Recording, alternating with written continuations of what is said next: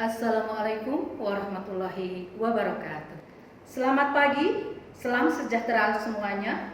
Patut kita panjatkan puji syukur kepada Tuhan Yang Maha Esa bahwasanya pada hari ini kita masih diberikan umur yang panjang dan kesehatan di tengah pandemi COVID yang kita alami saat ini.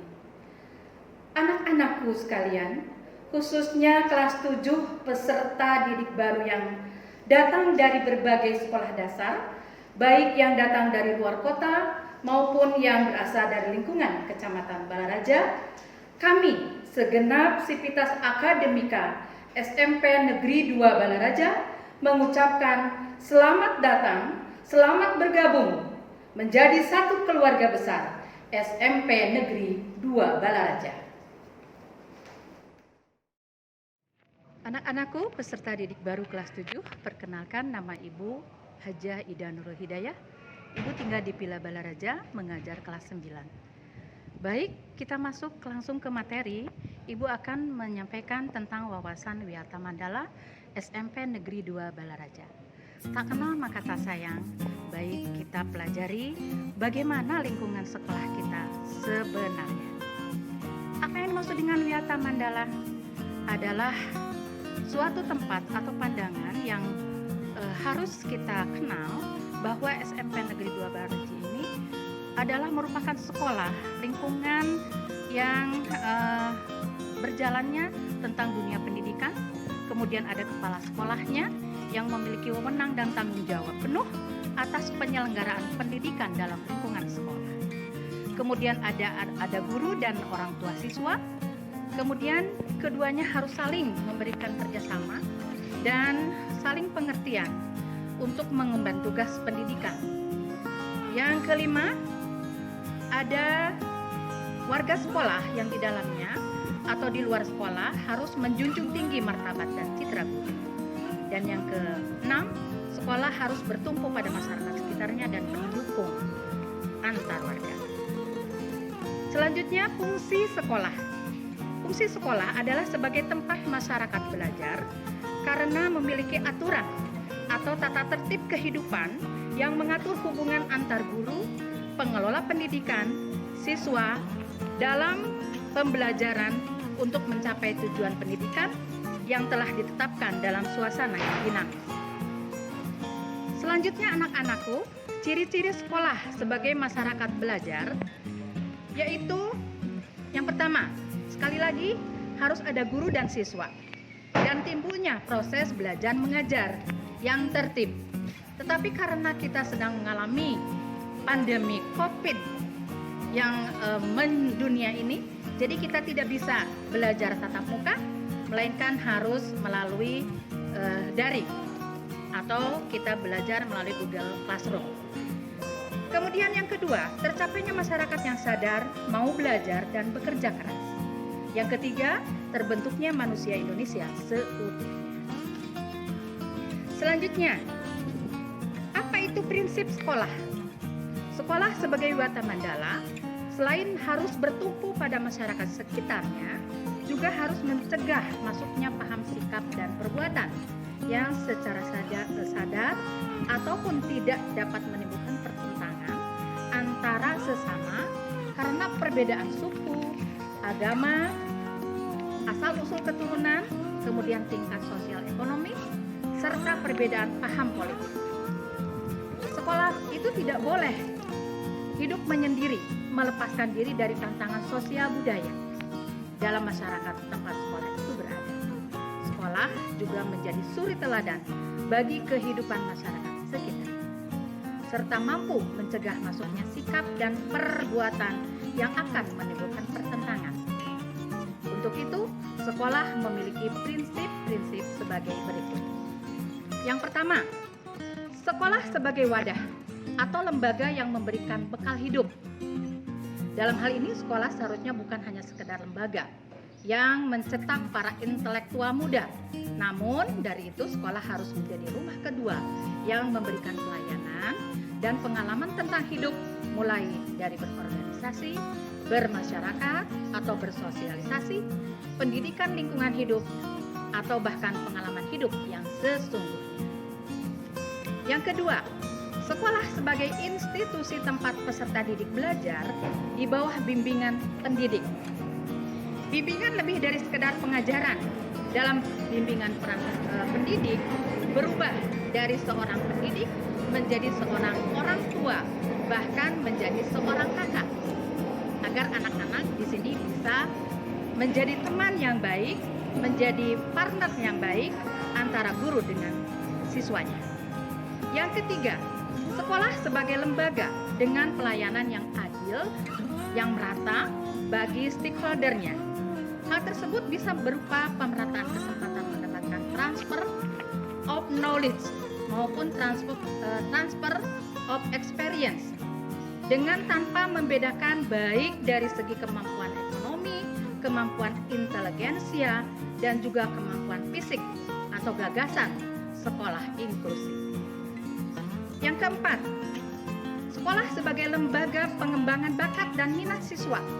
Prinsip ini sejalan dengan teori multiple intelligence yang memandang bahwa kecerdasan intelektual bukanlah satu-satunya yang perlu diperhatikan oleh lembaga pendidikan, terutama sekolah. Kemampuan bersosialisasi, kemampuan kinestik, kemampuan seni, dan kemampuan-kemampuan lainnya yang juga diperhatikan secara seimbang. Nanti anak-anak, jika pandemi ini sudah berkurang di negeri ini, mungkin kita bisa bertatap muka dan kalian bisa mengikuti kegiatan-kegiatan ekstrakurikuler di sekolah ini. Seterusnya, sekolah sebagai lembaga pembinaan potensi di luar inteligensi, peningkatan kemampuan intelektual, emosional maupun kemampuan-kemampuan lainnya mendapat perhatian yang seimbang. Selanjutnya, sekolah juga harus memberikan perhatian serius untuk mengembangkan kemampuan emosional dan sosial, kemampuan berkomunikasi dan berinteraksi, kemampuan bekerja sama dalam kelompok, dan lain sebagainya. Seterusnya, sekolah juga sebagai wahana pengembangan sikap dan watak seseorang. Sikap sederhana, jujur, terbuka, penuh toleransi, rela berkomunikasi dan berinteraksi, ramah tamah dan bersahabat, cinta negara, cinta lingkungan, siap bantu-membantu khususnya kepada yang kurang beruntung, merupakan sikap dan watak yang perlu dibentuk di dalam lingkungan sekolah. Selanjutnya, sekolah juga sebagai wahana pendewasaan diri. Di dalam dunia yang berubah begitu cepat, salah satu kompetensi dasar yang harus dimiliki setiap peserta didik. Kompetensi dasar di sini belajar secara mandiri dengan proses pendewasaan yang diberikan sekolah, kemudian oleh pendidik.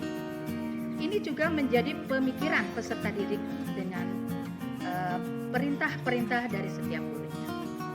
Selanjutnya, sekolah juga sebagai bagian dari masyarakat belajar atau learning society. Sekolah bukan hanya sebagai tempat pembelajaran bagi peserta didik, namun juga seharusnya sekolah mampu menjadi pusat pembelajaran bagi masyarakat di lingkungan sekitar. Anak-anakku kelas 7 peserta didik baru, masih Ibu lanjutkan materinya, yaitu penggunaan sekolah. Sekolah sebagai suatu lembaga pendidikan yang diperuntukkan sebagai tempat proses kegiatan belajar mengajar tidak diperbolehkan dijadikan sebagai tempat. Yang pertama, sebagai ajang promosi atau penjualan produk-produk perniagaan yang tidak berhubungan dengan pendidikan. Kemudian yang kedua, sekolah merupakan lingkungan bebas rokok bagi semua pihak. Kemudian yang ketiga, penyebaran aliran sesat atau penyebaran aliran agama tertentu yang bertentangan dengan undang-undang. Yang keempat, propaganda politik atau kampanye. Yang kelima, syuting film dan atau sinetron tanpa seizin pemerintah daerah. Dan yang keenam, kegiatan-kegiatan yang dapat menimbulkan kerusakan, perpecahan, dan perselisihan sehingga menjadikan suasana sekolah tidak kondusif. Untuk selanjutnya, anak-anakku, penataan Wiyata Mandala dalam upaya ketahanan sekolah. Ini adalah materi Ibu yang terakhir. Ketahanan sekolah lebih menitik beratkan pada upaya-upaya yang bersifat preventif.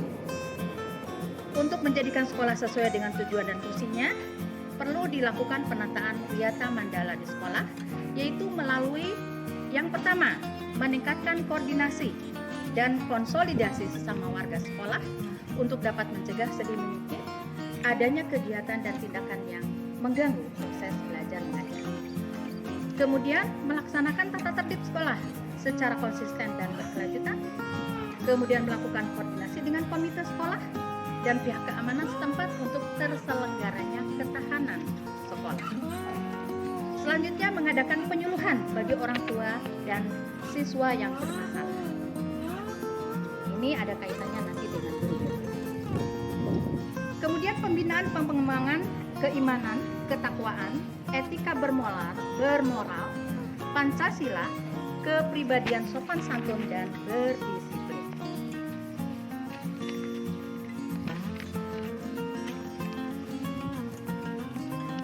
Ya, dan yang terakhir ini adalah mekanisme dalam pelaksanaan wiyata mandala, bahwa perlu adanya upaya-upaya penanggulangan secara dini setiap permasalahan yang timbul sehingga dapat menghilangkan dampak negatif yang bisa merusak citra nama baik sekolah.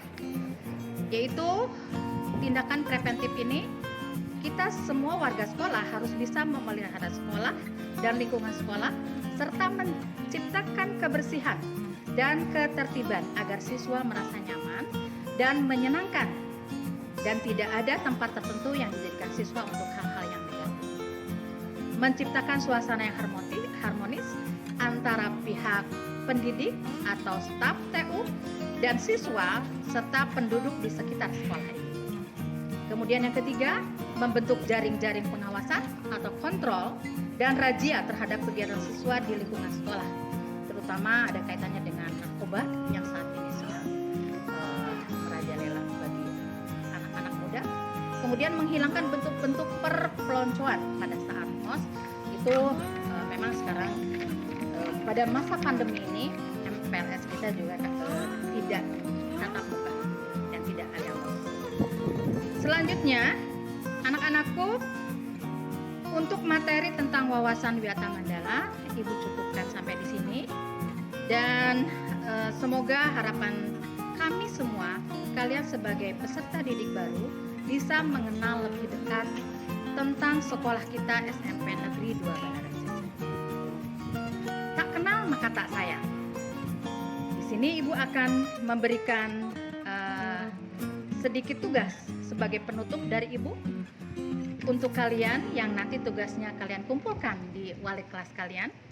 Jadi kalian Ibu tugaskan untuk membuat rangkuman tentang wawasan wiyata mandala SMP Negeri 2 Balaraja. Secara menyeluruh, Ibu tunggu pengumpulan tugasnya. Demikian materi dari Ibu. Wabillahi taufiq wal hidayah. Wassalamualaikum warahmatullahi wabarakatuh.